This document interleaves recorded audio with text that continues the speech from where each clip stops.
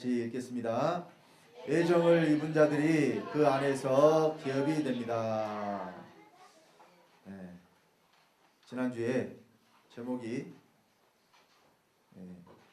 하나님이 정하신 것은 방법이 아니라 결과가 아니라 방법입니다. 이 제목으로 말씀을 드렸고, 하나님이 정하신 것이 뭐냐? 하나님이 미리 정하셨다고 그랬습니다. 그 미리 정하신 것을 애정이라고 한다고 그랬죠. 이 애정에 대해서 말씀을 드렸습니다. 이제 이어서 이 애정이 우리와 어떤 관계가 있느냐. 자, 오늘 본 말씀 에베소서 1장 11절로 12절에 그 내용을 확인할 수가 있습니다. 다 같이 합독하겠습니다. 모든 일을 그 마음의 원대로 역사하시는 자의 뜻을 따라 우리가 애정을 입어 그 안에서 기업이 되었으니 이는 그리스도 안에서 전부터 바라던 우리로 그의 영광의 찬송이 되게 하려 하심이라. 자, 애정을 입는다고 성경이 말씀을 하고 있습니다. 이 애정을 입은 사람들이 그 안에서 기업이 된다고 말씀을 하고 있습니다. 자, 애정을 입는다. 무슨 의미일까요? 자, 우리가 사극 같은 데 보면 성은을 입어 이런 이야기 하죠. 임금으로부터 은혜를 입었다. 성은을 입어 뭐 이런 이야기를 합니다. 그러니까 임금이 해준 어떤 일 때문에 뭔가를 받아서 거기에 대해서 감사의 뜻으로 뭐라고 이야기를 해요? 성은이 만극하여이다 이렇게 이야기하면서 내가 성은을 입었다 이렇게 이야기하죠. 자, 애정을 입은 것도 마찬가지예요. 하나님이 미리 정하신 것이 내게 이루어졌다는 이야기입니다. 이것이 바로 애정을 입은 것입니다. 그러면 자, 지난주에 제가 세 가지 애정을 말씀을 드렸어요. 기억이 나시죠? 날까 말까 해요?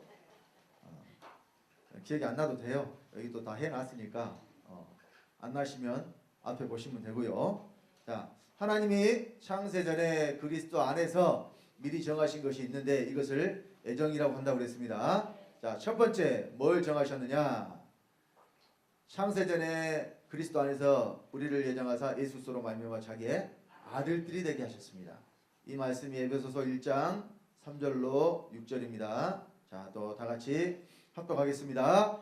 찬송하리로다. 하나님 곧 우리 주 예수 그리스도의 아버지께서 그리스도 안에서 하늘에 속한 모든 신령한 복으로 우리에게 복 주시되 곧 창세 전에 그리스도 안에서 우리를 택하사 우리로 사랑 안에서 그 앞에 거룩하고 흠이 없게 하시려고 그 기쁘신 뜻대로 우리를 예정하사 예수 그리스도로 말미암아 자기의 아들들이 되게 하셨으니 이는 그의 사랑하시는 자 안에서 우리에게 거저 주시는 바 그의 은혜의 영광을 찬미하게 하려는 것이라. 이것이 하나님의 정하심입니다.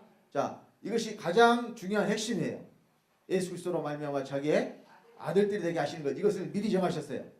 그러니까 자, 예정하사하고 뭘 예정하셨느냐? 아들들이 되게 하셨으니 이걸 미리 정하셨다는 이야기예요. 그렇다면 우리가 애정을 입었으니까 우리가 뭐가 됐다는 이야기예요. 그렇죠. 예수 그리스도로 말미암아 하나님의 아들이 되었다는 이야기죠. 이 사람들이 바로 애정을 입은 사람입니다. 자, 그 다음에 두 번째 로마서 8장 29절로 30절에 그 아들의 형상을 본받게 하기 위하여 미리 정하셨다고 또 말씀을 하고 있습니다. 자, 우리 로마서 8장 29절로 30절입니다. 다 같이 합독하겠습니다. 하나님이 미리 아신 자들로 또한 그 아들의 형상을 본받게 하기 위하여 미리 정하셨으니 이는 그로 많은 형제 중에서 맏아들이 되게 하려 하심이니라. 또 미리 정하신 그들을 또한 부르시고 부르신 그들을 또한 의롭다 하시고 의롭다 하신 그들을 또한 영화롭게 하셨느니라. 자, 지난주에 말씀을 드렸는데 하나님은 정하시는 것이 먼저가 아니고 아시는 것이 먼저라 그랬죠. 모든 것을 알고 정하시기 때문에. 그래서 유다가 예수님을 팔 것을 하나님 미리 아셨고 아담이 선악과를 따먹을 것을 미리 아셨어요. 이걸 아시고 계획을 세우시니까 그걸로 인해서 그 사건으로 인해서 결국 예수님을 판 사람이 있어야 예수님 십자가에 못 박혀 돌아가실 거 아닙니까? 또 아담이 선악과를 따먹어야 예수님이 오실 거 아니에요. 근데 그것을 하나님이 정하신 것이 아니었다니까요. 만약 그 모든 일을 하나님이 정하셨다면 모든 책임도 누가 지셔야 돼요? 하나님 지셔야 돼요. 근데 유다가 예수님을 팔 것을 아셨기 때문에 예수님이 유다에 그랬잖아요. 저는 태어나지 않았으면 좋을 뻔 하였다라는 말씀을 하셨어요. 태어나지 않으면 못하다는 말씀을 유다가 들었습니다. 왜? 그는 사람으로 태어나서 예수를 판자가 되어버렸거든요. 여러분 다 팔아먹어도 예수 팔아먹으면 안 됩니다.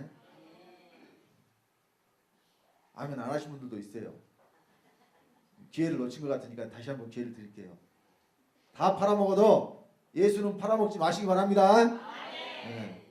예수 판 것이 뭐가 예수 판 것이냐 끝까지 들으면 이제 어떤 것이 예수를 판 것인가 여러분 알 수 있어요. 자, 그래서 미리 정하신 그들을 어떻게 하셨느냐? 많은 형제 중에서 그러니까 뭘 정하셨느냐? 아들들에게 이 아들의 형상을 본받게 하기 미리 정하셨단 말이에요. 그러니까 아들은 누구를 본받아야 돼요?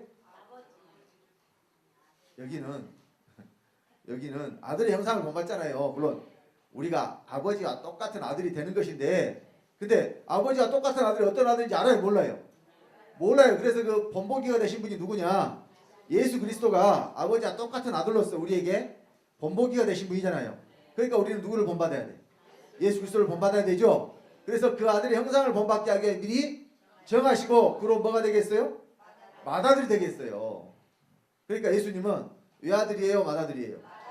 오늘날 기독교가 잘못된 것을 알고도 고치지를 않아요.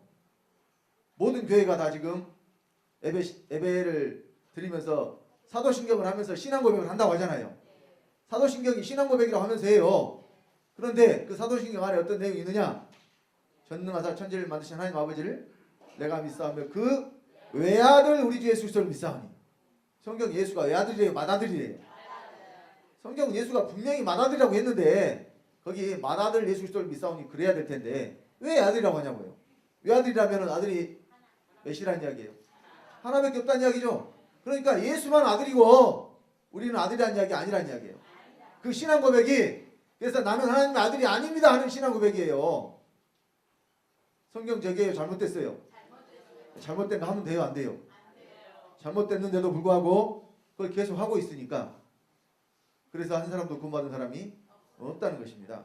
자, 이 맏아들이라고요. 태어날 때부터 말씀하셨어요. 누가복음 2장 4절로 7절 봅니다.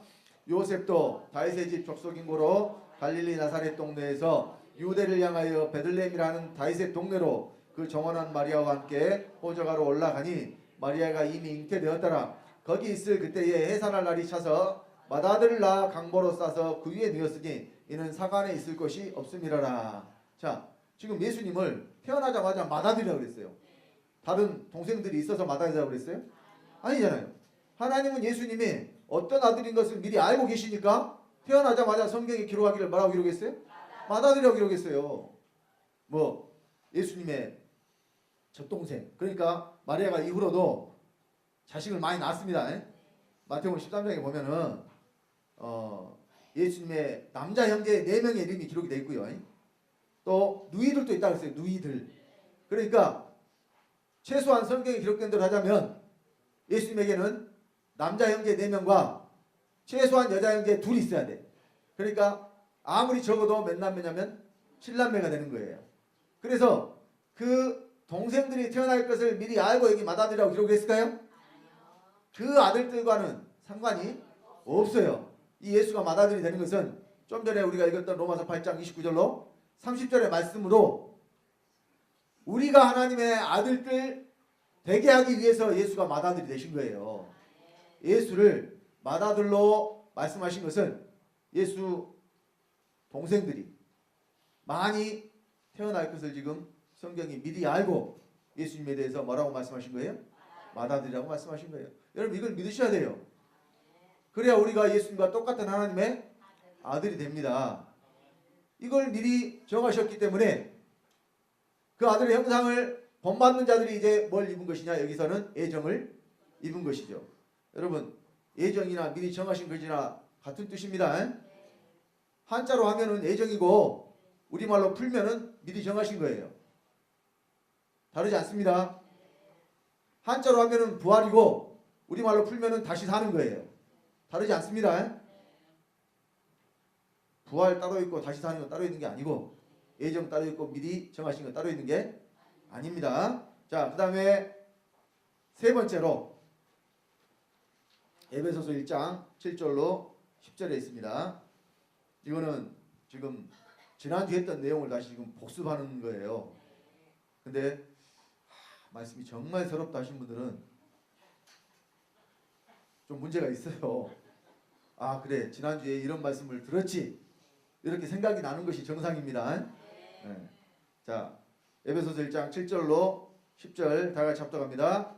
우리가 그리스도 안에서 그의 은혜의 풍성함을 따라 그의 피로 말미암아 구속 곧 죄사함을 받았으니 이는 그가 모든 지혜와 총명으로 우리에게 넘치게 하사 그 뜻의 비밀을 우리에게 알리셨으니 곧 그 기쁘심을 따라 그리스도 안에서 때가 찬 경륜을 위하여 예정하신 것이니 하늘에 있는 것이나 땅에 있는 것이 다 그리스도 안에서 통일되게 하려 하심이라. 자, 여기 말씀에서 예정은 뭐냐? 하늘에 있는 것이나 땅에 있는 것이 다 그리스도 안에서 통일되는 거예요.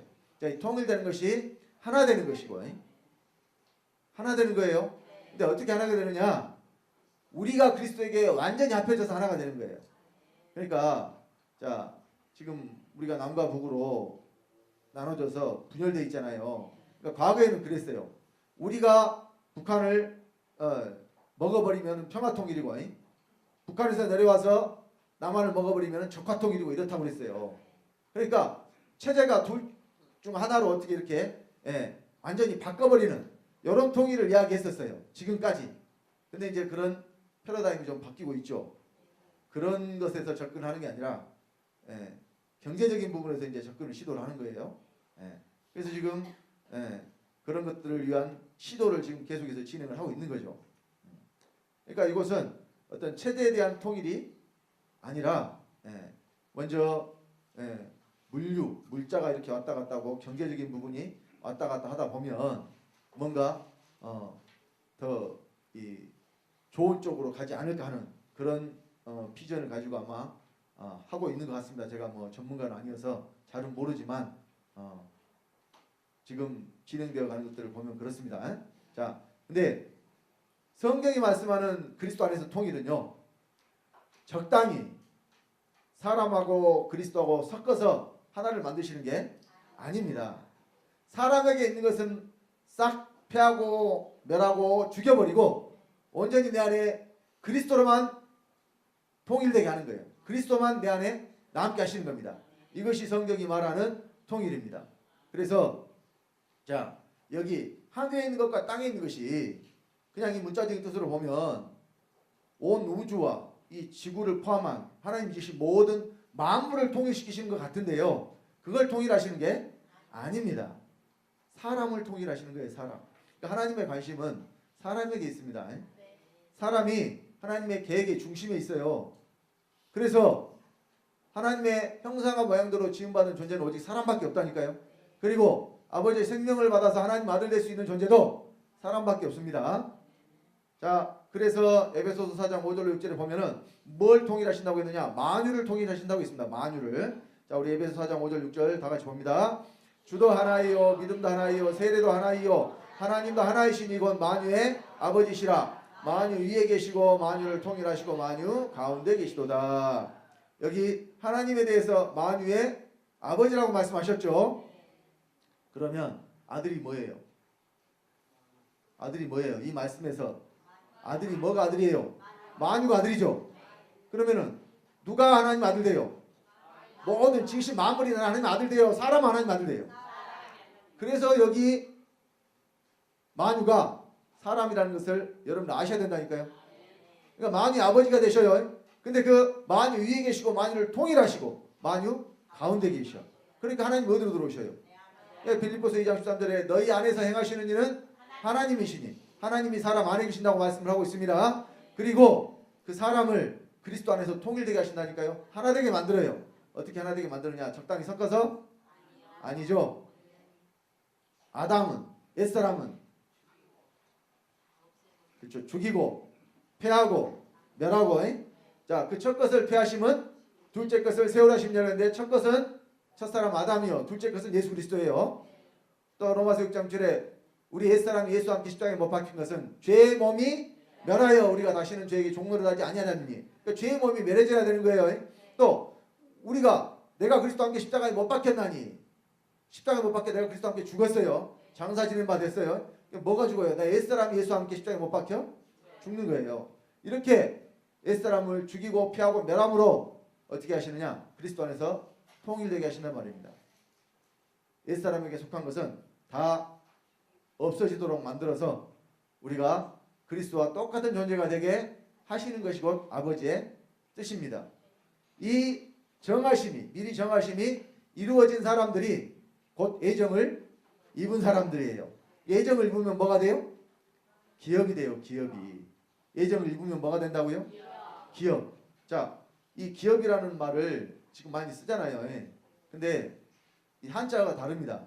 세상 기업은 회사를 말하는 것이지만 성경이 말하는 기업은 앞에 기자가요.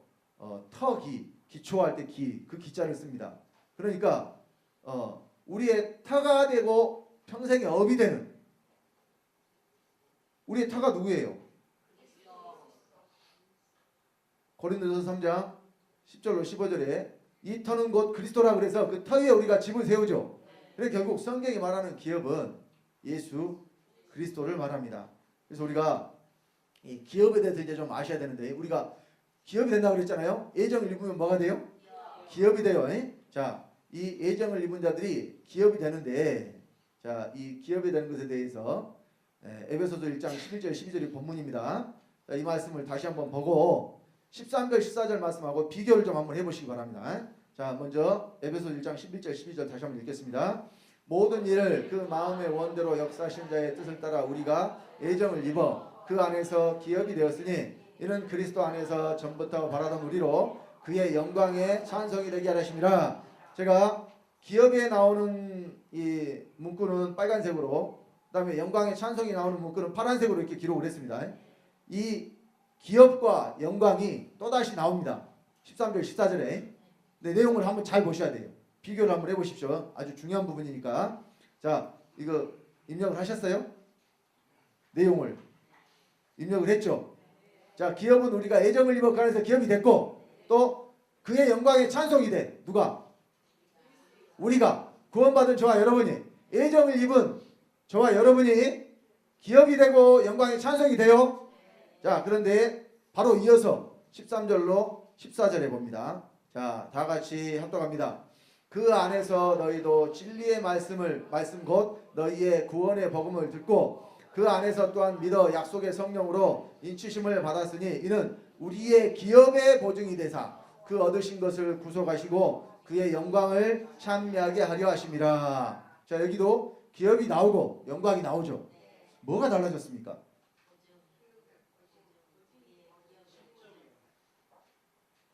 뭐가 달라졌어요? 똑같이 기업이 나오고 똑같이 영광이 나오는데 달라진 것 같긴 한데, 알긴 알겠는데 말은 못하겠어요? 주체가 달라졌습니다. 주체가 달라졌어요. 주체가 달라졌다니까요. 자, 무슨 뜻이냐? 11절 12절에는 누가 기업이 돼요?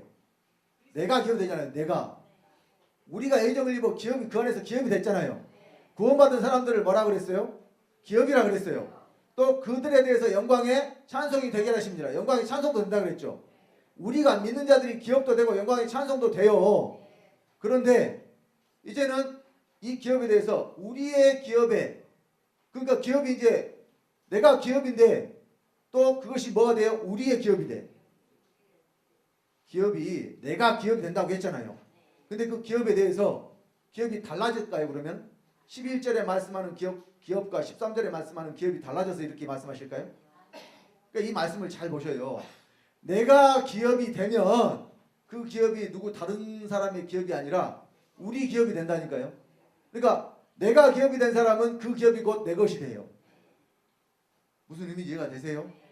그러니까 자, 우리가 그 안에서 기업이 된다는 것은 우리가 하나님의 기업이 된다는 거죠. 그런데 그 기업이 결국은 누구 것이 된다는 거냐? 내 것이 된다는 거라니까요. 우리의 기업에. 그러니까 성령이 바로 또 보증이 되잖아요. 그러니까 성령은 우리를 보증하시는 분이에요. 보증. 보증이 뭘 보증이라 그래요? 그렇죠. 이 사람은 신용이 확실한 사람이다. 그래 신용 보증. 또 이 물건은 진품이 확실하다. 그래서 이 물건이 진품이라는 보증서.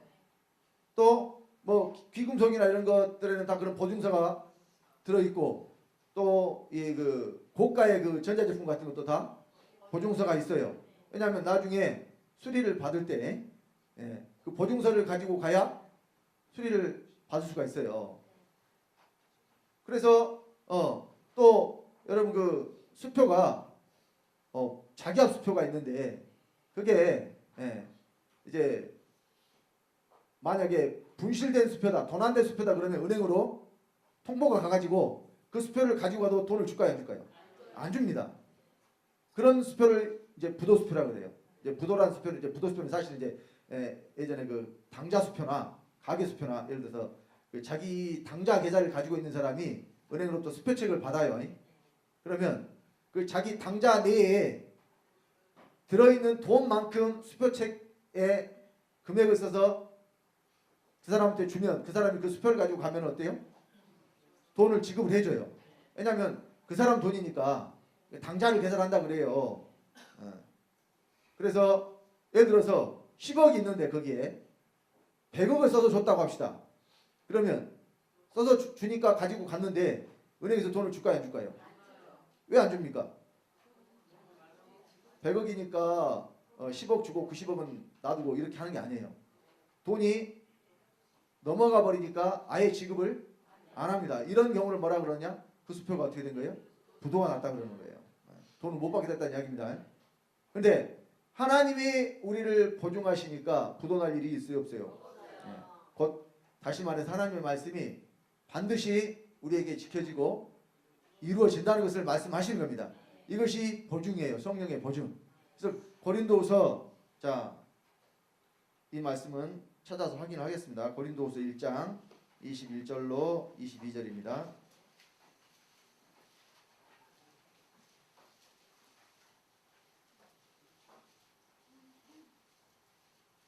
고린도후서 1장 21절 22절.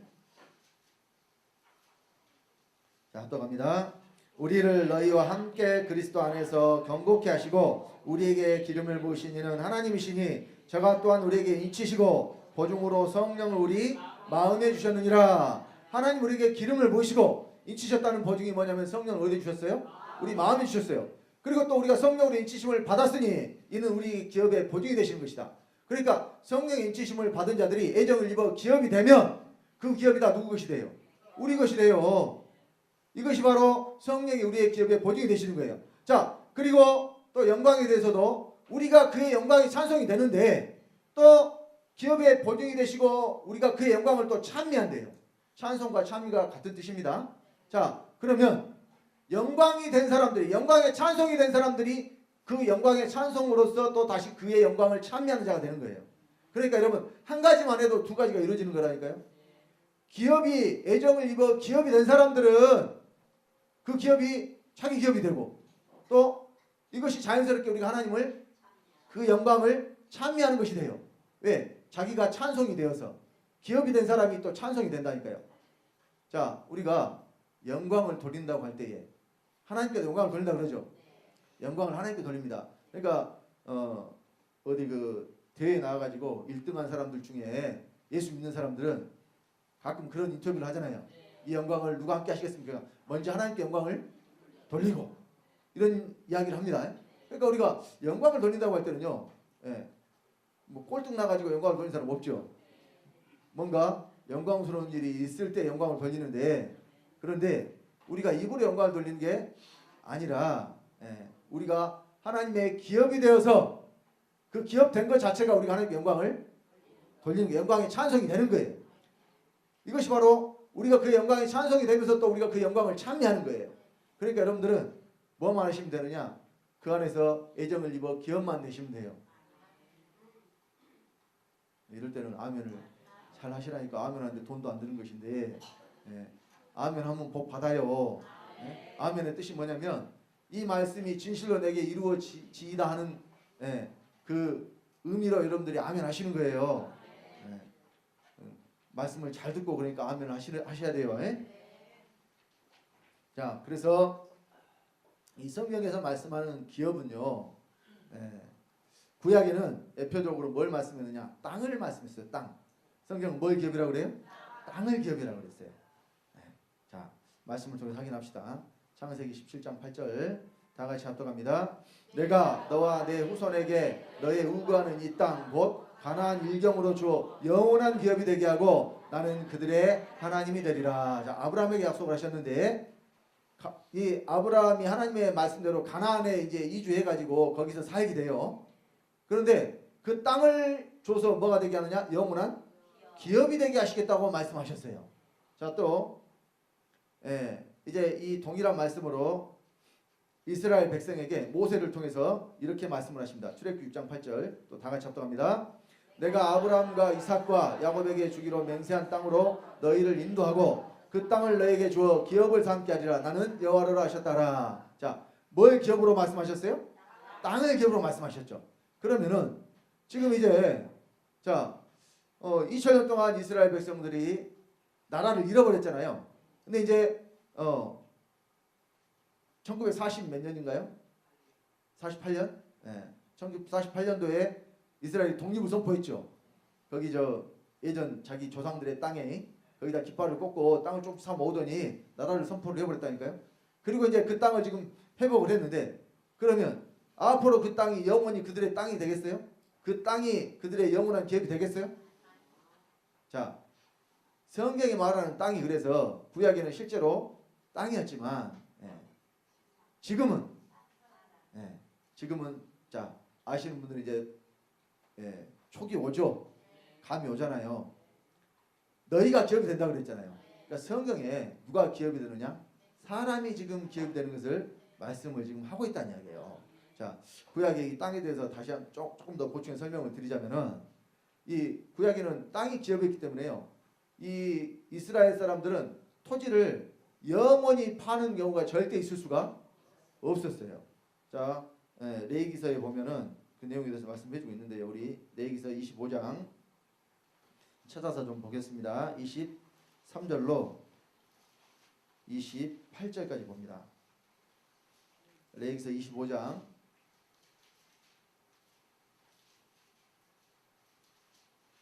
23절로 28절입니다. 다 같이 합독하겠습니다.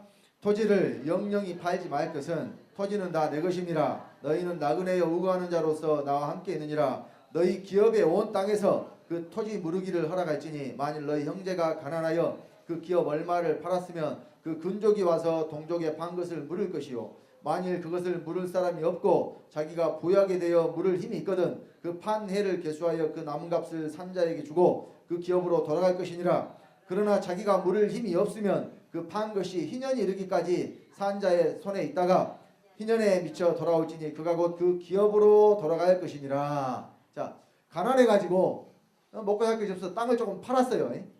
그런데 영원히 판 것이 그 사람 것이 되느냐?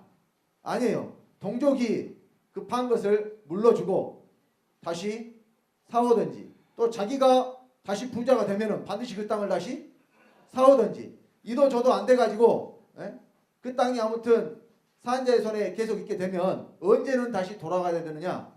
희년이 되면. 이스라엘에는 희년이 있어서 이 7년의 안식일이 7번 지나면 희년이에요. 그러니까 77은 49, 7년이 7번이니까 77은 49잖아요. 50년째 되는 날을 뭐라 그래요? 희년이라고 그래요. 그럼 이때는 반드시 그 땅이 본래 있는 주인의 손에 돌아가야 됩니다. 그런데 성경은 기업이 그의 손에 돌아가리라 이렇게 말씀 안 하고 네가 그 기업으로 돌아가리라 이렇게 말씀하셨단 말이에요. 말씀은 의미를 잘 보세요. 자, 좀 뭔가 촉이 좋은 분들은 알았을 것이고 몰랐어도 지금 알면 돼요. 27절 다시 한번 봅니다. 그 판 해를 계수하여 그 남은 값을 산자에게 주고 그 기업으로 돌아갈 것이니라. 어디로 돌아가요? 그 기업이 자기에게 돌아오는 게 아니라 자기가 그 기업으로 돌아가라고 하잖아요. 28절에도 자 희년에 미쳐 돌아올지니 그가 곧 그 기업으로 돌아갈 것이니라. 왜 기업으로 돌아가라 그랬을까요? 기업을 자기 것인 원래 하나님이 줬으니까 자기 것으로 생각을 할 수가 있잖아요. 그러니까 그 기업이 내게로 돌아온, 내가 팔고 내가 샀으니까 내게로 돌아와야 될 것인데, 근데 그게 아니에요. 여기서는 그 사람이 주체가 되고 기업이 주체가 돼요. 기업에게 돌아가니까 기업이 주체가 되잖아요. 왜 그러느냐? 기업은 하나님이 주신 것을 말해. 하나님이 주신 것. 그러니까 토지, 여기는 토지를 영영히 팔지 말고 토지는 다 내 것이다. 뭐 땅만 그럼 주님 것이에요? 하나님 주신 모든 만물이 다 주님 것이지. 근데 특별히 여기는 이 땅에 대해서 내 것이라고 말씀하시고 너희는 내게로 돌아오라고 말씀하시는 거예요. 지금 이 하나님이 주신 것을 판다는 것은요, 곧 하나님을 파는 것과 똑같아요. 이 기업을 판다는 것은. 그러니까 영원히 절대 기업을 팔지 말라고 그러잖아요. 또 어쩔 수 없이 팔았다 하더라도 바로 그것을 물으라 그러잖아요. 물을 수 없어도 희년이 되면은 그것이 어때요? 그 기업으로 네가 돌아가라 그러잖아요. 성경이 말씀하는 기업은 단순히 땅을 말씀하는 것이 아닙니다. 여러분 구약의 여러 사건들을 보면요, 사실은 다 이 기업과 연관이 있어요. 여러분 이스라엘에는 큰아들이 자식을 못 낳으면, 또 못 낳고 죽어버리면 그 다음 형제가 형수에게 장가들어서 자식을 낳아주고 그 다음에 그 사람이 다른 곳에 장가드는 법이 있었습니다.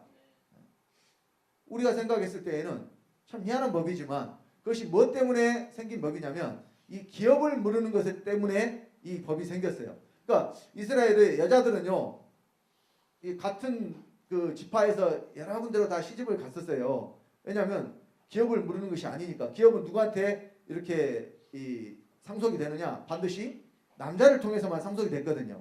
자, 그런데요, 이스라엘에 이런 일이 있었습니다.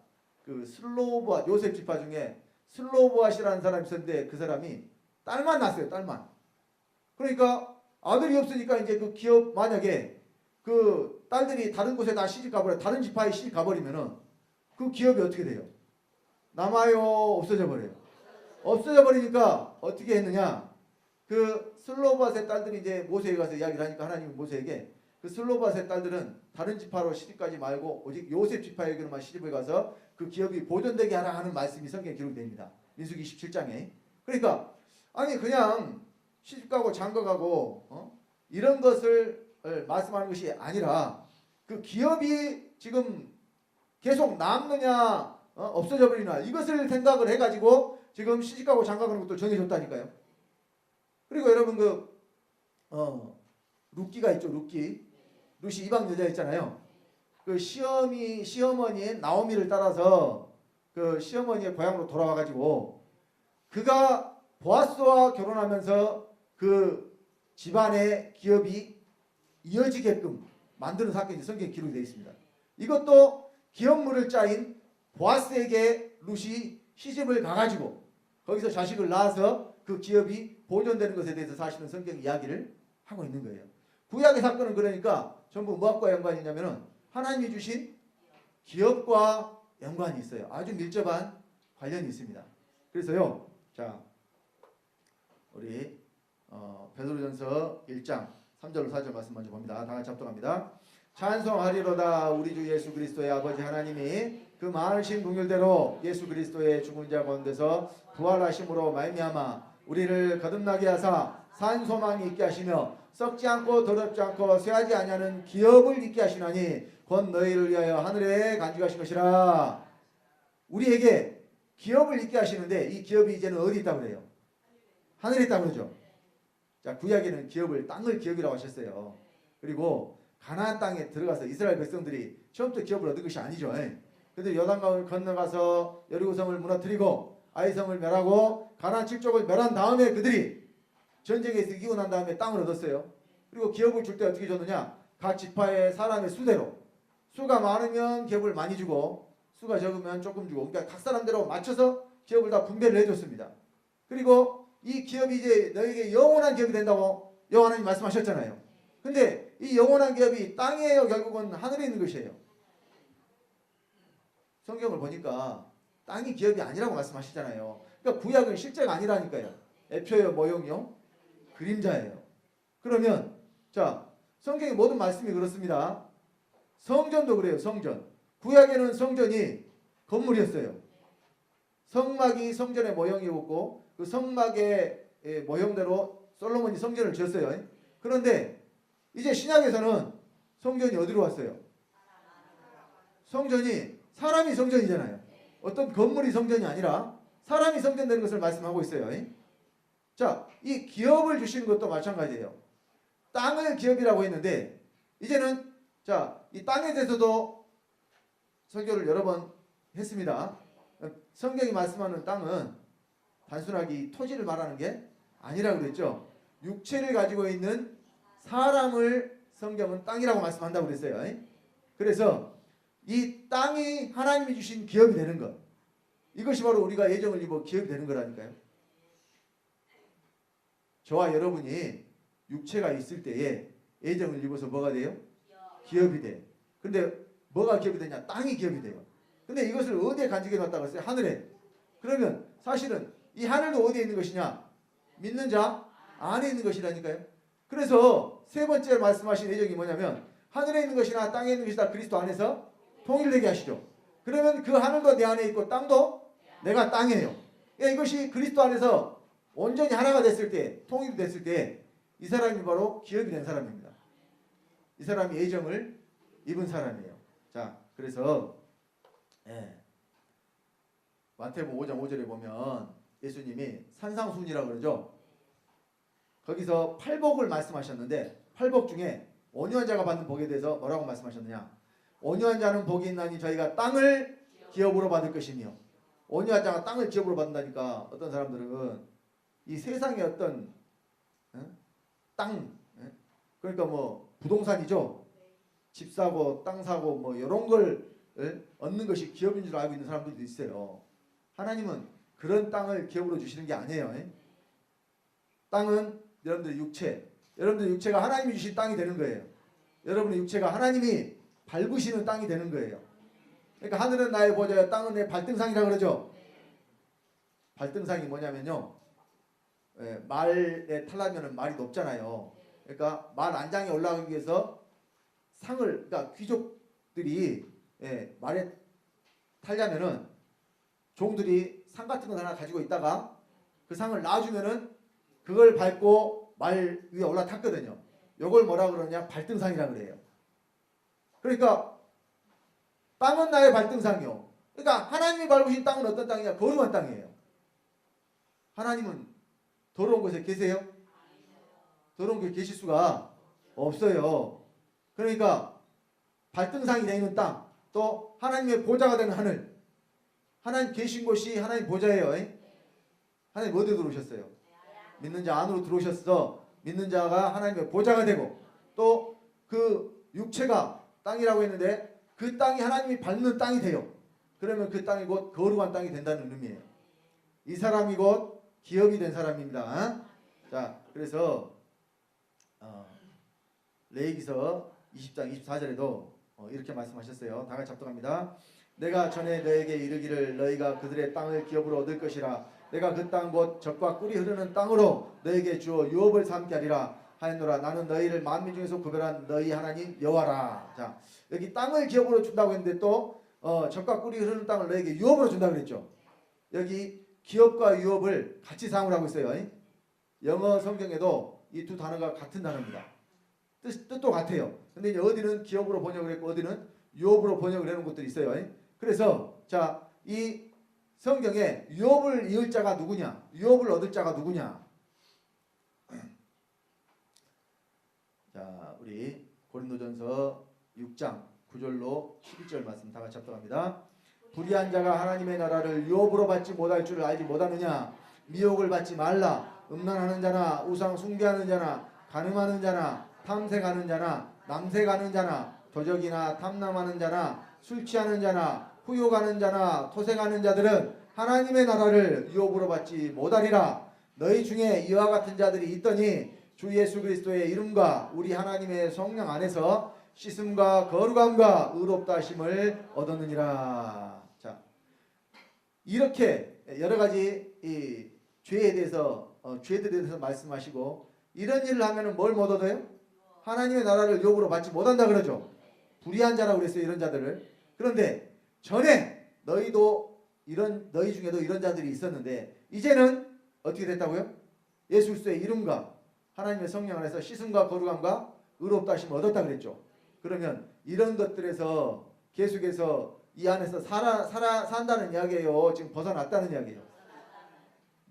그러니까 다시 말씀드리면 이런 것들에서 벗어나는 자가 하나님 나라를 유업으로 받는다는 이야기예요. 자, 같은 내용에 대해서 갈라디아서 5장 19절 21절도 말씀하고 있습니다. 다 같이 또 합독하겠습니다. 육체의 일은 현재 아니 곧 음행과 더러운 것과 호색과 우상 숭배와 술수와 원수를 맺는 것과 분쟁과 시기와 분냄과 당짓는 것과 불리함과 이단과 투기와 술취함과 방탕함과 또 그와 같은 것들이라. 전에 너에게 경계한 것 같이 경계하노니 이런 일을 하는 자들은 하나님의 나라를 유업으로 받지 못할 것이요. 여러분 쭉 나열하는 내용이 거의 비슷하죠.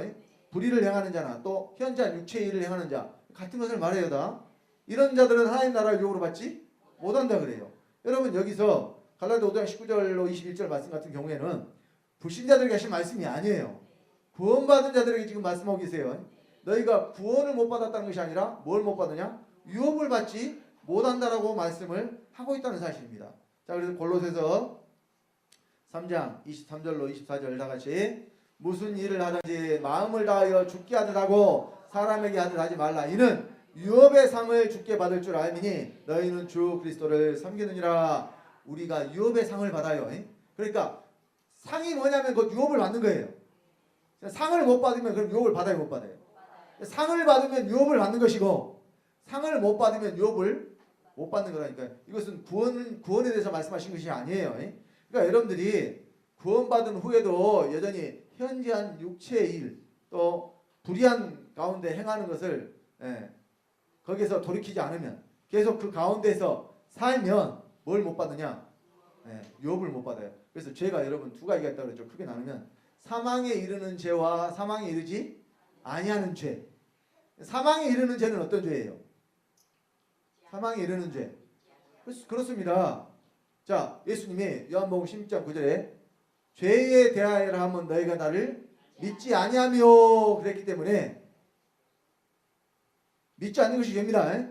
그러면 믿는 자들은 이미 죄가 있어요, 없어요? 믿는 자들에게는 죄가 없어요. 근데 죄를 짓잖아요. 그래서 여러분들이 짓는 죄는요, 사망에 이르는 죄가 아니에요.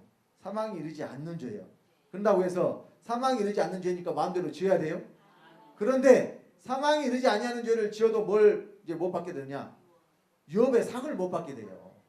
상이 없어요, 상이. 그럼 뭐 학교 다닐 때 뭐 상 받으면 좋지만 또 못 받으면 뭐 못 받아도 그만이지 뭐. 그런 게 아니라니까 여러분. 학교 다닐 때 상 받는 것 같이 그런 상이 아니에요 지금. 이 상은요 유업을 받는 것이기 때문에 영원히 내가 누리고 살 기업을 얻는 거라니까요. 상을 못 받으면 이 기업이 없어요. 이 땅에서도 살면서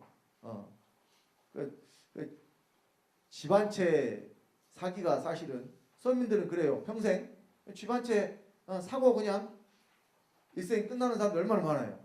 그런데 그 집 한 채도 없이 사는 경우도 있어요. 그러면 자, 이 세상에서 그렇게 힘들게 어렵게 집 한 채 마련해서 살았는데 또는 집 한 채도 없이 살았는데 영원한 세계에 가서도 거기서도 만약에 집이 없다고 해봐요. 거기서 집이 없으면 어떨 것 같아요? 아 그냥 천국이니까 그냥 좋아요? 안 그렇습니다. 거기서도요 술 피우며 이르감이 있는 곳이 있어요. 있는 것도 뺏기는 경우가 있다니까요.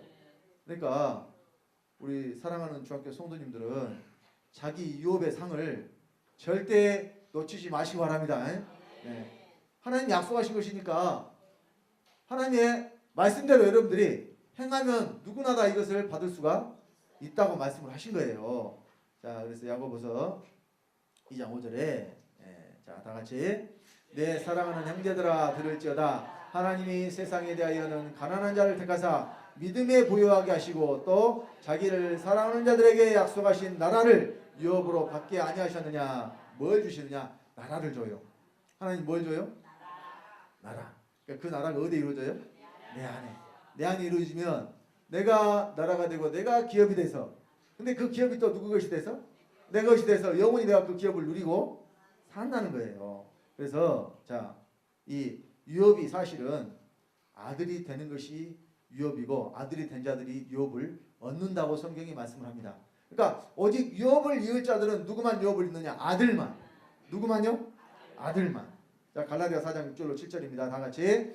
너희가 아들인 고로 하나님이 그 아들의 영을 우리 마음 가운데 보내사 아바 아버지라 부르게 하셨느니라. 그러므로 네가 이후로는 종이 아니요 아들이니 아들이면 하나님으로 말미암아 유업을 이을 자니라. 자, 누가 유업을 이을 자가 돼요? 아들. 그러니까 아들이 아니면 유업을 이을 자가 못 된다는 이야기예요. 그러니까 오늘날 기독교인들이 아들이에요, 아니에요? 자기들 말로는 아들이라고 하는데 실상 아들이 아닙니다. 왜 아들이 아니냐? 그들은 생명을 받지 못했기 때문에 아들이 아니에요. 왜냐하면 하나님을 세 분으로 믿고 또 영생은 죽어서 얻는다 그러고, 영생을 여기서 얻는다 그래요? 죽어서 얻는다 그래요? 그들이 영생을 죽어서 얻는다 그러죠. 또 예수님만 외아들이라고 하고 자기들은 아들이 아닌데 아들이라고 해준다고 하니까, 그러니까 아들이 아닌데 아들이라고 해주는 것은 아들이라는 이야기 아니라는 이야기예요. 아들이 아니라는 이야기예요. 예를 들어서 어떤 사람이 자식을 잃어버렸는데 누가 참 자기한테 친절하고 잘하고 그러니까 너 오늘부터 내 아들 하자 이렇게 말을 했다고 합시다. 그런다고 해서 아들이 돼요? 물론 그 사이는 정말 뭐 어머니 아들처럼 될 수도 있겠죠. 굉장히 가까워질 수도 있겠죠. 그러나 생명을 준 아들, 생명을 준 부모 관계는 될 수가 없다는 이야기예요. 우리가 하나님 아버지 아들이 되는 것도요, 우리가 그냥 하나님을 아버지라고 부른다고 아들이 되는 것이 아닙니다. 반드시 우리는 아버지의 생명을 받아야 하나님 아버지의 아들이 되는 거예요. 그래서 요한복음 5장 26절에 아버지께서 자기 속에 생명이 있음같이 아들에게도 생명을 주어 그 속에 있게 하셨고, 곧 아버지의 생명이 속에 있는 사람이 하나님의 아들인 줄 믿으시기 바랍니다. 그래서 오늘 여기 갈라디아 4장 6절 말씀에도 너희가 아들인 거로 하나님이 그 아들의 영을 우리 마음 가운데 보내사 아바 아버지라 부르게 하셨느니라. 누가 아들이에요? 아들의 영을 마음 가운데 보내심을 받은 그 사람이 곧 하나님의 아들이에요. 아들의 영이 어디 있어야 돼 그러면? 마음에 있어야 되죠. 영이 곧 생명입니다. 내 말이 곧 영이요 생명이라 그랬잖아요. 자, 또 우리 로마서 말씀 찾겠습니다. 로마서 8장입니다.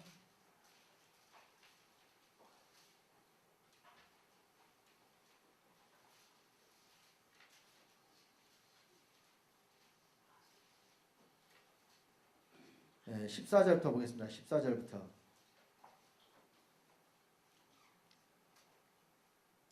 로마서 8장 14절부터 17절까지 다 같이 합독합니다. 무릇 하나님의 영으로 인도함을 받는 그들은 곧 하나님의 아들이라. 너희는 다시 무서워하는 종의 영을 받지 아니하였고 양자의 영을 받았으므로 아바 아버지라 부르짖느니라. 성령이 친히 우리 영으로 더불어 우리가 하나님의 자녀인 것을 증거하시나니 자녀이면 또한 후사 곧 하나님의 후사요 그리스도와 함께한 후사니 우리가 그와 함께 영광을 받기 위하여 고난도 함께 받아야 될 것이니라. 자, 누가 하나님의 아들이냐? 하나님의 영으로 인도함을 받아야 하는 아들이죠. 그럼 여기도 하나님의 영이 어디 계세요? 하나님의 영이 속에 있는 자들 하나님의 아들이에요. 자, 그런데 여기 이제 15절에 무서워하는 종의 영을 받지 않았고 양자의 영을 받았으므로, 여기에 또 이 양자이라는 이 단어 때문에 이 많은 기독교인들이 함정에 빠진다니까요. 양자라고 그러니까 뭘 생각하냐면 데려다가 아들 삼은 것으로 생각을 해서 양자라고 해요. 그러니까 우리는 원래 아들이 아닌데 하나님이 주서다가 쉽게 말하면 아들이라고 해주는 거야. 아닙니다. 야, 양자의 영을 받았다고 바로 양자가 되나요? 그것이 아니라는 것을 알 수 있어요. 바로 로마서 8장 23절 봅니다. 로마서 8장 23절. 자, 다 같이. 이뿐 아니라 또한 우리 곧 성령의 처음 익은 열매를 받은 우리까지도 속으로 탄식하여 양자 될 것 곧 우리 몸의 구속을 기다리느니라. 지금 양자가 됐어요. 양자 될 것을 기다려요. 그럼 양자 될 것을 기다린다는 것은 누가 기다리냐? 양자의 영을 받은 사람들이 기다려요. 양자의 영을 받은 사람들이 뭘 기다려요? 양자 될 것을 기다려요. 그러면은 여기서 양자 되는 것은 뭐냐면 몸의 구속을 받는 거예요. 몸이 구속받았다. 그럼 내 몸에서 죄가 하나도 없이 다 사라지게 되는 상태를 몸이 구속받았다고 말씀을 하는 것이고, 이 사람이 바로 뭐가 된 사람이냐? 양자가 된 사람이에요. 그래서 이 양자는요, 양육하고 기른다는 의미의 양이고, 또 한 5편에 보면은 그 내용에 낳아서 기를 양 이렇게 돼 있어요. 그냥 양자라고 그러니까 그냥 기르기만 한 것을 말하는 게 아니라 낳아가지고 기르는 것도 뭐라 그래요? 양자라고 한다니까요. 그러니까 지금 세상에 부모들이 낳기만 하고 부모의 도리를 다 안 하는 사람들도 있죠. 그러면 진짜 부모라고 할 수가 없잖아요. 그러니까 낳았으면 어떻게 해야 돼요? 기르고 양육해야 되죠. 이것이 바로 하나님이 우리를 기르고 양육하셔서 양자가 되게 하신다는 이야기예요. 곧 장성한 아들, 후사가 되게 만드신다는 이야기예요. 그러니까 후사가 바로 기업 문을자예요. 후계자, 상속자를 후사라 그럽니다. 그러니까 우리가 하나님의 아들이면 하나님으로 말미암아 유업을 여자가 되는데 후사가 되는 자만. 그러니까 여러분, 막 태어난 갓난이들에게 물론 상속자의 자격은 있지만 바로 상속을 해줘요. 성인이 돼야 돼요. 이 세상 법에도 그렇죠. 자, 마찬가지예요. 우리가 하나님 나라를 유업으로 받기 위해서는 어린 자가 돼서는 유업을 받을 수가 없어요. 그러니까 성경은 계속 어린 상태로 있으라 그래요. 장성한 자가 되라 그래요. 자, 우리 히브리서 더 말씀을 확인합시다. 히브리서 5장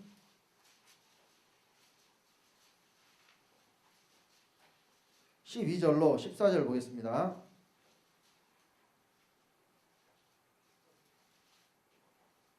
히브리서 5장 12절로 14절입니다. 다같이 합독합니다. 때가 오려므로 너희가 마땅히 선생이 될 터인데 너희가 다시 하나님의 말씀의 초보가 무엇인지 누구에게 가르침을 받아야 할 것이니 젖이나 먹고 단단한 식물을 못 먹을 자가 되었도다. 대저 젖을 먹는 자마다 어린아이니 의의 말씀을 경험하지 못한 자요 단단한 식물은 장성한 자의 것이니 저희는 지각을 사용함으로 연단을 받아 선악을 분별하는 자들이니라. 자, 어린아이가 있고 장성한 자가 있죠. 어린아이는 젖 먹는 자가 어린아이고 장성한 자는 단단한 식물을 먹는 자인데, 그러면 단단한 식물이 뭐냐? 의의 말씀을 경험한 자가 곧 단단한 식물을 먹는 자라고 말씀을 합니다. 그러면 의의 말씀을 경험했다는 것이 뭐냐면, 자, 하나님의 말씀에 너희는 서로 사랑하라. 그래서 형제를 사랑하라고 말씀하셨죠. 그러면 형제가 누구라 그랬어요? 형제가 누구예요? 아버지가 같으면 형제죠. 그럼 지금은 여기서는 누가 형제예요? 여러분 옆에 앉으신 분들이 형제예요. 그런데 교회 안에서도 누가 나한테 잘해주면 나도 똑같이 그 사람에게 잘해주고, 누가 나한테 뭘 해주면 나는 그 사람 더 미워하고 막 이런 식으로 세상에서 똑같이 하는 식으로 여러분들이 한다면 그것은 의의 말씀을 경험한 자가 아니라니까요. 형제가 나를 미워해도 나는 형제를 사랑해 줄 수가 있어야 돼요. 이 사람이 바로 의의 말씀을 경험한 사람이다. 말씀이 내게서 이루어진 사람이에요. 형제를 사랑하라는 계명이 실제가 돼서 내게 이루어진 사람이 이 사람이 곧 장성한 자입니다. 우리가 어디까지 잘해야 될 것이냐? 에베소서 4장 13절에 그리스도의 장성한 분량이 충만한 데까지 이르리니 그랬습니다. 우리가 그 아들의 형상을 본받는다는 것이고 그리스도의 장성한 분량이 충만한 데까지 이르는 것을 말씀을 하는 것입니다. 자, 그래서 요한계시록 21장 5절로 7절에 우리가 유업을 얻어서 뭐가 되느냐? 하나님의 아들이 된다고 말씀을 하고 있습니다. 자, 요한계시록 21장 5절로 7절 다같이 보호자에 앉으신 이가 가라사대 보라 내가 만물을 새롭게 하노라 하시고 또 가라사대 이 말은 신실하고 참되니 기록하라 하시고 또 내게 말씀하시되 이루었도다. 나는 알파와 오메가요 처음과 나중이니 내가 생명수 샘물로 목마른 자에게 값없이 주리니 이기는 자는 이것들을 유업으로 얻으리라. 나는 저의 하나님이 되고 그는 내 아들이 되리라. 자, 이기는 자가 이것들을 유업으로 얻는다고 말씀하시는데 그는 뭐가 돼요? 내 아들이 돼요. 그래서 자, 우리가 하나님의 아들이 되는 것이고 뭘 얻는 것이냐? 유업을 얻는 거예요. 아들이 되는데 어떤 아들이 돼요? 젖 먹는 아들이 돼요? 장성한 아들이 돼야 돼요? 장성한 아들을 말합니다. 그래서요. 자, 애정을 입어야 우리가 기업이 되는데 애정을 입는 것이 다시 한번 자 말씀드립니다. 예수 그리스도로 말미암아 우리가 하나님의 아들들이 되게 미리 정하셨어요. 그래서 우리는 이미 아들 됐죠. 근데 그 미리 야신자들로 뭘 또 정했느냐? 그 아들의 형상을 본받게 하기 위해 미리 정하셨어요. 그러니까 우리가 예수 그리스도의 형상을 본받아야 돼요. 그래서 갈라디아 4장 19절에 너희 속에 그리스도의 형상이 이루기까지 내가 해산하는 수고를 하노니 우리 속에 그리스도의 형상이 이루어져야 됩니다. 그리고 이제 에베소서 1장 9절로 10절에 자 하늘에 있는 것이나 땅에 있는 것이다 그리스도 안에서 통일되게 하십니다. 이것을 때가 찬 경륜을 위하여 미리 예정하신 것이 또 있죠. 그러니까 하늘에 있는 것 땅에 있는 것 곧 내 속에 속 마음과 내 육체와 몸과 모든 것이 다 그리스도 안에서 통일되는 것. 이것이 또한 만유를 통일하시는 거라 그랬어요. 이 일이 이루어진 사람이 또 애정을 입은 사람이에요. 그래서 이 애정을 입은 사람들이 뭐가 돼요? 기업이 돼요. 또 이 사람들이 유업을 이을 자가 돼요. 후사가 돼요. 이 땅에서 어디서 돼요? 여기서. 네. 그래서 썩지 않고 쇠하지 않고 더럽지 않는 기업을 있게 하시나니 하늘에 가지게 뒀죠. 네. 그 하늘이 하나님 계신 것이고 하늘에만 있는 것이 아니라 내 전체가 다 하나님의 기업이 되고 또 내가 유업을 이을 아들이 되는 것을 성경이 지금 말씀하는 겁니다. 그러니까 아버지가 주시는 기업은요 눈에 보이는 어떤 것이 아니에요. 여러분 속에 이루어지는 것이기 때문에 누구도 뺏어갈 수도 없고 한번 내 것이 되면 영원히 내 것으로 남는 거예요. 이 세상에서는요 금방 지키지 못하면 없어져 버린다니까요. 지키지 못하면 없어져 버려요. 사기꾼들이 뭐 참 그 이번에 그 광주 시장이었던 그 윤장현 시장이 그런 사기를 당했다는 참 기가 찰 노릇이죠. 아니 그 사람이 많이도 배운 사람인데 아는 것도 많은 사람인데 참 다른 사람들은 안 당했는데 그 사람 당했다는 것이 무엇 때문에 그렇게 빠져서 당했는지 모르겠지만 이해가 안 되더라고 아직도. 말들이 많은데 그러니까 여기 이 땅에서는요 안심할 수가 없어요. 왜냐하면 이 수법들이 날로 진화해 가지고요 나는 그런 일 안 당한다고 장담할 것이 못 되더라니까요. 그러니까 하나님이 지켜주시지 않으면요 우리는 아무것도 지킬 수가 없어요. 여러분 자녀도 여러분 가정도 여러분 재산도 여러분의 생명도 모든 것을 누가 지켜주셔야 돼? 그러니까 아버지가 지켜주시면 걱정이 없어요. 아주 평안해. 근심이 없습니다. 그래서 모든 걸 주께 맡기시고 여러분들은 아버지의 생명 얻는 일에만 전심을 다해서 주의 일에 죽도록 충성하는 우리 사랑하는 성도님들 되시기를 예수 그리스도 이름으로 간절히 축원드립니다. 기도하겠습니다. 아버지 하나님 주님의 은혜를 감사드립니다. 미리 정하신 애정을 입은 자들이 주 안에서 기업이 되고 또한 그 기업이 우리에게 돌려주심으로 우리가 영원한 기업을 누리고 사는 것이라고 이 시간 말씀 전했습니다. 사랑하는 우리 중학교 성도님들 한 번도 빠짐없이 다 애정을 입은 자가 되게 하심으로 우리 하나님의 말씀대로 이 땅에서 기업이 되게 하시고 또한 그 기업을 영원히 누리고 사는 자들이 될 수 있도록 아버지 복 주시고 인도하여 주시옵소서. 말씀 가운데 함께 하신 주님께 감사를 드리며 주 예수님으로 말미암아 주 예수님의 생명을 받고 주 예수가 된 하나님 아들 주성대 목사가 기도드렸습니다.